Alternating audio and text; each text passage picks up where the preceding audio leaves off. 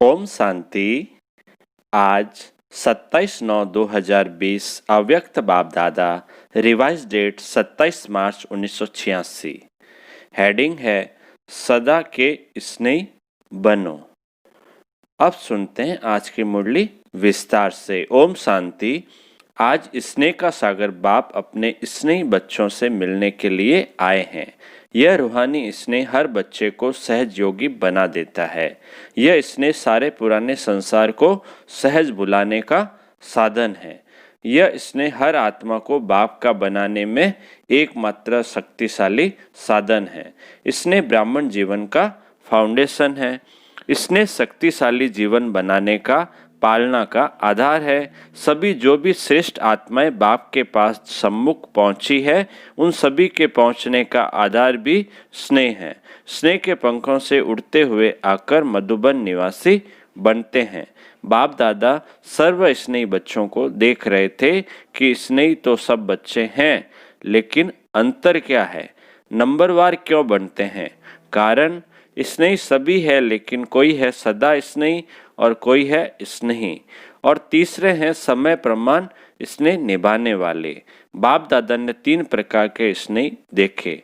जो सदा स्नेही है वह लवलीन होने के कारण मेहनत और मुश्किल से सदा ऊंचे रहते हैं। न मेहनत करनी पड़ती, न मुश्किल का अनुभव होता, क्योंकि सदा स्नेही होने के कारण उन्हों के आगे प्रकृति और माया दोनों अभी से दासी बन जाती। अर्थात सदा स्नेही आत्मा मालिक बन जाती तो प्रकृति माया स्वतः ही दासी रूप में हो जाती। प्रकृति माया की हिम्मत नहीं जो सदा स्नेह का समय व संकल्प अपने तरफ लगावे। सदा स्नेही आत्माओं का हर समय हर संकल्प है ही बाप की याद और सेवा के प्रति। इसलिए प्रकृति और माया भी जानती है कि यह सदा स्नेही बच्चे संकल्प से भी कभी हमारे अधीन नहीं हो सकते। सर्व शक्तियों के अधिकारी आत्माएं हैं। सदा स्नेही आत्मा की स्थिति का ही गायन है। एक बाप, दूसरा न कोई बाप ही संसार है। दूसरा नंबर है स्नेही आत्माएं स्नेह में रहती जरूर है, लेकिन सदा न होने के कारण कभी कभी मन के संकल्प द्वारा भी कहां और तरफ स्नेह जाता। बहुत थोड़ा बीच बीच में स्वयं को परिवर्तन करने के कारण कभी मेहनत का कभी मुश्किल का अनुभव करते, लेकिन बहुत थोड़ा। जब भी कोई प्रकृति व माया का सूक्ष्म वार हो जाता है तो उसी समय स्नेह के कारण याद जल्दी आ जाती है, और याद की शक्ति से अपने को बहुत जल्दी परिवर्तन भी कर देते हैं। लेकिन थोड़ा सा समय और फिर भी संकल्प मुश्किल या मेहनत में लग जाता है। कभी कभी स्नेह साधारण हो जाता, कभी कभी स्नेह में लवलीन रहते। स्टेज में फर्क पड़ता रहता, लेकिन फिर भी ज्यादा समय या संकल्प व्यर्थ नहीं जाता। इसलिए स्नेही है, लेकिन सदा स्नेही न होने के कारण सेकंड नंबर हो जाते। तीसरे हैं समय प्रमाण स्नेह निभाने वाले। ऐसी आत्माएं समझती है कि सच्चा स्नेह सिवाय बाप के और कोई से मिल नहीं सकता, और यही रूहानी स्नेह सदा के लिए श्रेष्ठ बनाने वाला है। ज्ञान अर्थात समझ पूरी है, और यही स्नेह जीवन प्रिय भी लगती है। लेकिन कोई अपनी देह के लगाव के संस्कार या कोई भी विशेष पुराना संस्कार व किसी व्यक्ति व वस्तु के संस्कार व व्यर्थ संकल्पों के संस्कार वश कंट्रोलिंग पावर न होने के कारण व्यर्थ संकल्पों का बोझ है। वह संगठन की शक्ति की कमी होने के कारण संगठन में सफल नहीं हो सकते। संगठन की परिस्थिति स्नेह को समाप्त कर अपने तरफ खींच लेती है, और कोई सदा ही दिल शिकस्त जल्दी होते हैं। अभी अभी बहुत अच्छे उड़ते रहेंगे और अभी अभी देखो तो अपने आप से ही दिल शिकस्त। यह स्वयं से दिल शिकस्त होने का संस्कार भी सदा स्नेही बनने नहीं देता।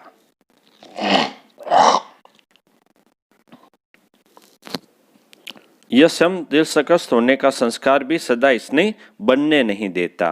किसी न किसी प्रकार का संस्कार परिस्थिति की तरफ, प्रकृति की तरफ आकर्षित कर देता है और जब हलचल में आ जाते हैं तो स्नेह का अनुभव होने के कारण, स्नेही जीवन प्रिय लगने के कारण फिर बाप की याद आती है। प्रयत्न करते हैं कि अभी फिर से बाप के स्नेह में समा जावें, तो समय प्रमाण, परिस्थिति प्रमाण हलचल में आने के कारण कभी याद करते हैं, कभी युद्ध करते हैं। युद्ध की जीवन ज्यादा होती है और स्नेह में समाने की जीवन उसके अंतर में कम होती है। इसलिए तीसरा नंबर बन जाते हैं।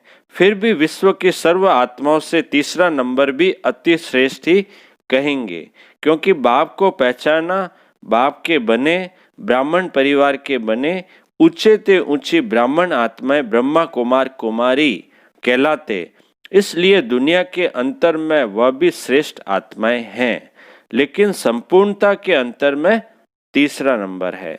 तो स्नेही सभी है, लेकिन नंबरवार। नंबर 1 सदा स्नेही आत्माएं, सदा कमल पुष्प समान न्यारी और बाप की अति प्यारी है। स्नेही आत्माएं न्यारी है, प्यारी भी है, लेकिन बाप समान शक्तिशाली विजय नहीं है, लवलीन नहीं है, लेकिन स्नेही है। उन्हों का विशेष यही स्लोगन है, तुम्हारे हैं तुम्हारे रहेंगे, सदा यह गीत गाते रहते। फिर भी स्नेह है, इसलिए 80% सेफ रहते हैं, लेकिन फिर भी कभी कभी शब्द आ जाता, सदा शब्द नहीं आता। और तीसरे नंबर आत्माएं बार बार स्नेह के कारण प्रतिज्ञाएं भी स्नेह से करते रहते, बस अभी से ऐसे बनना है, अभी से ये करेंगे, क्योंकि अंतर तो जानते हैं ना।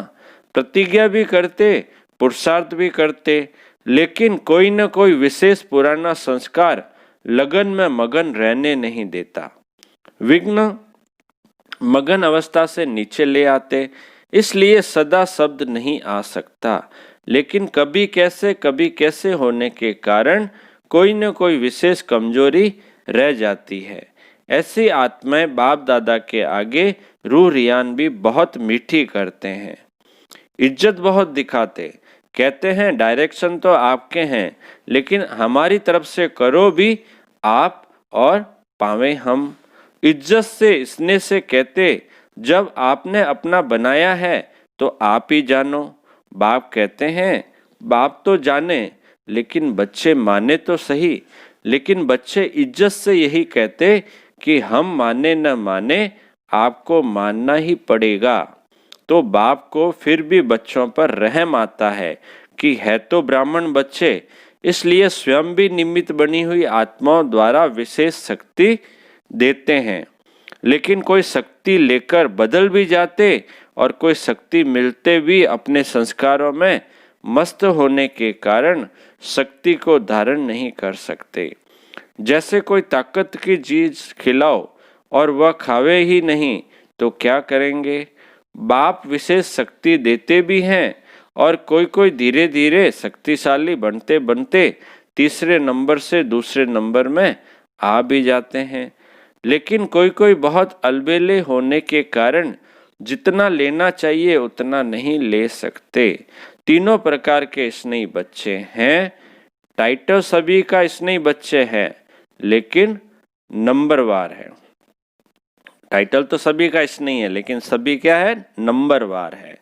आज जर्मनी वालों का टर्न है। सारा ही ग्रुप नंबर 1 है ना। नंबर 1 समीप रतन है, क्योंकि जो समान होते हैं वही समीप रहते हैं। शरीर से भले कितना भी दूर हो, लेकिन दिल से इतने नजदीक है जो रहते ही दिल में है।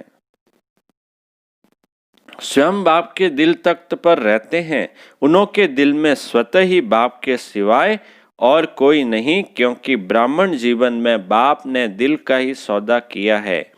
दिल ली और दिल दी, दिल का सौदा किया है ना।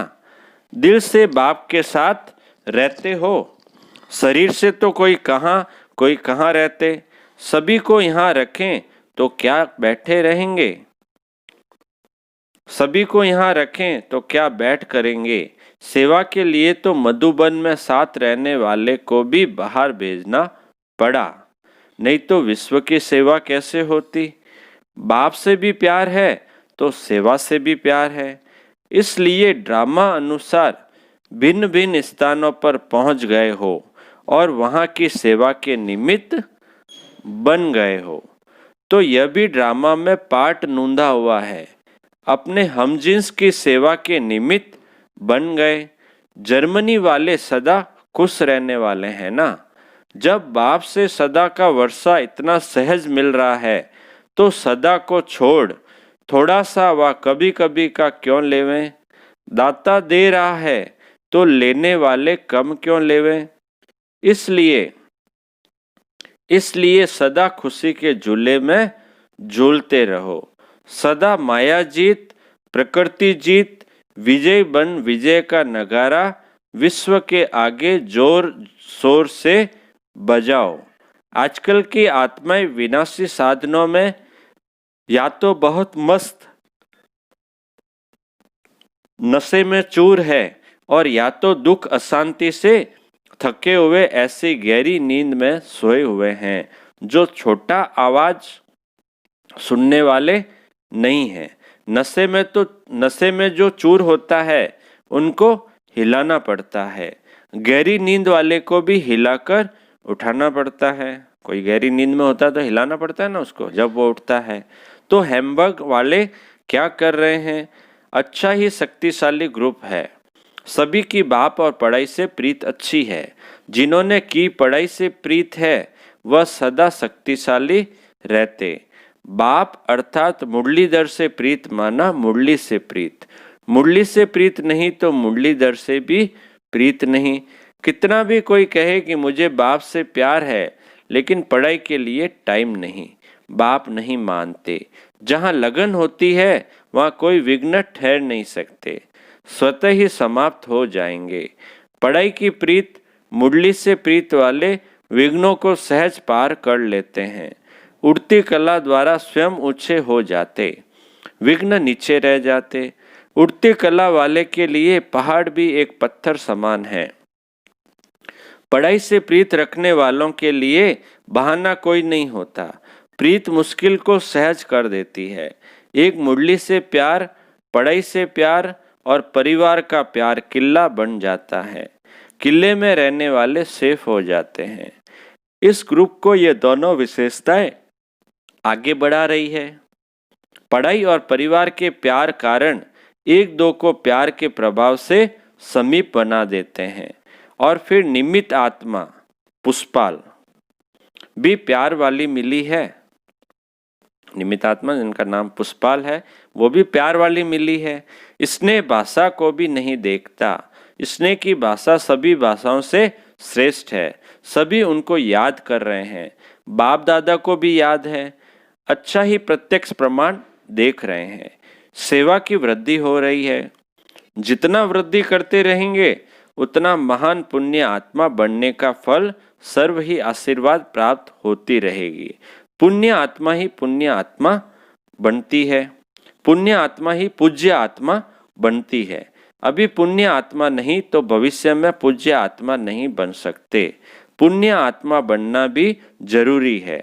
अच्छा, अब अव्यक्त मूल्यों से चुने हुए प्रश्न उत्तर। पहला प्रश्न है, ब्राह्मण जीवन का विशेष गुण, श्रृंगार व खजाना कौन सा है। उत्तर है संतुष्टता। जैसे कोई प्रिय वस्तु होती है तो प्रिय वस्तु को कभी छोड़ते नहीं है। संतुष्टता विशेषता है। ब्राह्मण जीवन के परिवर्तन का विशेष दर्पण है। जहाँ संतुष्टता है वहाँ खुशी जरूर है। यदि ब्राह्मण जीवन में संतुष्टता नहीं तो वह साधारण जीवन है। प्रश्न है दूसरा, संतुष्ट मनियों की विशेषताएं क्या होगी। उत्तर, संतुष्ट मनियां कभी किसी भी कारण से स्वयं से, अन्य आत्माओं से, अपने संस्कारों से, वायुमंडल के प्रभाव से असंतुष्ट नहीं हो सकती। वे ऐसे कभी नहीं कहेगी कि हम तो संतुष्ट हैं लेकिन दूसरे असंतुष्ट करते हैं। कुछ भी हो जाए, संतुष्ट मनियां अपने संतुष्टता की विशेषता को छोड़ नहीं सकती। अगला प्रश्न है, जो सदा संतुष्ट रहते हैं उनकी निशानियां क्या होगी। उत्तर में पहला पॉइंट है, भाई जो सदा संतुष्ट रहते हैं उनकी निशानियां पापा पूछ रहे हैं, तो उसमें उत्तर में पहली निशानी होगी जो सदा संतुष्ट रहता है उसके प्रति स्वतः सभी का स्नेह रहता है, क्योंकि संतुष्टता ब्राह्मण परिवार का स्नेह बना देती है। दूसरा, संतुष्ट आत्मा को सभी स्वयं ही समीप लाने वाला वह हर श्रेष्ठ कार्य में सहयोगी बनाने का प्रयत्न करेंगे। ठीक है ना, श्रेष्ठ कार्य में सहयोगी बनाने का प्रयत्न करेंगे। तीसरा पॉइंट, संतुष्टता की विशेषता स्वयं ही हर कार्य में गोल्डन चांसलर बना देती है, उन्हें कहना या सोचना भी नहीं पड़ता है। चौथा है, संतुष्टता सदा सर्व के मिलाने वाली होती है, वह कभी किसी के स्वभाव संस्कार से घबराने वाले नहीं होते हैं। पांचवा है, उनसे सभी का स्वतः दिल का प्यार होता है, वह प्यार लेने के पात्र होते हैं। संतुष्टता ही उस आत्मा की पहचान दिलाती है। हर एक की दिल होगी, इनसे बात करें, इनसे बैठें। छठा है, संतुष्ट आत्मा सदा मायाजीत है ही, क्योंकि आज्ञाकारी है, सदा मर्यादा की लकीर के अंदर रहते हैं, माया को दूर से ही पहचान लेते हैं। अगला प्रश्न है, यदि समय पर माया को पहचान नहीं पाते, बार बार धोखा खा लेते, तो इसका कारण क्या? उत्तर, पहचान कम होने का कारण है सदा बाप के श्रेष्ठ मत पर नहीं चलते हैं। कोई समय चलते हैं, कोई समय नहीं, कोई समय याद करते हैं, कोई समय नहीं, कोई समय उमंग उत्साह में रहेंगे, कोई समय नहीं, सदा आज्ञा की लकीर के अंदर नहीं रहते। इसलिए माया समय पर धोखा दे देती है। इसलिए माया समय पर धोखा दे देती है। माया में परखने की शक्ति बहुत है। माया देखती है कि इस समय यह कमजोर है, तो उस कमजोरी द्वारा अपना बना देती है। माया के आने का रास्ता है ही कमजोरी। अगला प्रश्न है, मायाजीत बनने का सहज साधन कौन सा है? उत्तर, सदा बाप के साथ रहो, साथ रहना अर्थात स्वयं मर्यादाओं की लकीर के अंदर रहना, फिर एक एक विकार के पीछे विजयी बनने की मेहनत करने से छूट जाएंगे। साथ रहो तो जैसा बाप वैसे आप, संग का रंग स्वतः ही लग जाएगा। इसलिए बीज को छोड़ सिर्फ शाखाओं को काटने की मेहनत नहीं करो। आज कामजीत बन गए, कल क्रोधजीत बन गए, नहीं, सदा विजयी। सिर्फ बीज रूप को साथ रखो तो माया का बीज ऐसे भस्म हो जाएगा जो फिर कभी भी उस बीज के अंश भी नहीं निकल सकता। आज का वरदान है, हर आत्मा को हिम्मत उल्लास दिलाने वाले रहम दिल विश्व कल्याणकारी भव। हर आत्मा को हिम्मत उल्लास दिलाने वाले रहम दिल विश्व कल्याणकारी भव। विस्तार है, कभी भी ब्राह्मण परिवार में किसी कमजोर आत्मा को तुम कमजोर हो ऐसे नहीं कहना। आप रहमदिल विश्व कल्याणकारी बच्चों के मुख से सदैव हर आत्मा के प्रति शुभ बोल निकलने चाहिए। दिल शिकस्त बनाने वाले नहीं, चाहे कोई कितना भी क्या हो, कमजोर हो। उसे इशारा या शिक्षा भी देनी हो तो पहले समर्थ बनाकर फिर शिक्षा दो। पहले धरनी पर हिम्मत और उत्साह का हल चलाओ, फिर बीज डालो तो सहज हर बीज का फल निकलेगा। इससे विश्व कल्याण की सेवा तीव्र हो जाएगी। आज का स्लोगन है, बाप की दुआएं लेते हुए सदा भरपूरता का अनुभव करो। बाप की दुआएं लेते हुए सदा भरपूरता का अनुभव करो। अच्छा, ओम शांति।